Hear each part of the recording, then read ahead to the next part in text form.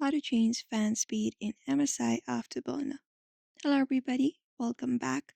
If you are wondering how you can do that, you may follow up the step. First thing you can do is launch your MSI Afterburner and you should be finding this display on your screen. Now from the given display, look out for this gear icon, the settings, this one right here, and locate it up and open it up. Once you open up your settings, you should be finding the MSI Afterburner properties. Now from here, you may just go ahead and look out for the arrow icon in the top and click on it and reach over to the user interface option and just go ahead and click on it again.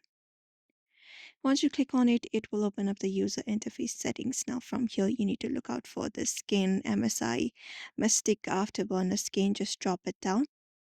And once you drop it down, you may select the skin right here, which is MSI Cybergo, Cyberbug, or any skin, and just go ahead and click on OK.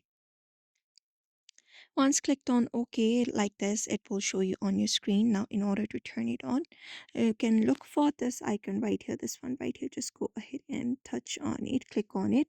And once clicked on it, it will turn off auto and you can use this option right here, this scroller right here, like this, and make the fan speed according to your own preference. You can scroll it down front and back. After that is done, click on right in the bottom like this and apply the current changes. And you can start up your fan by clicking on the startup icon, and that is it.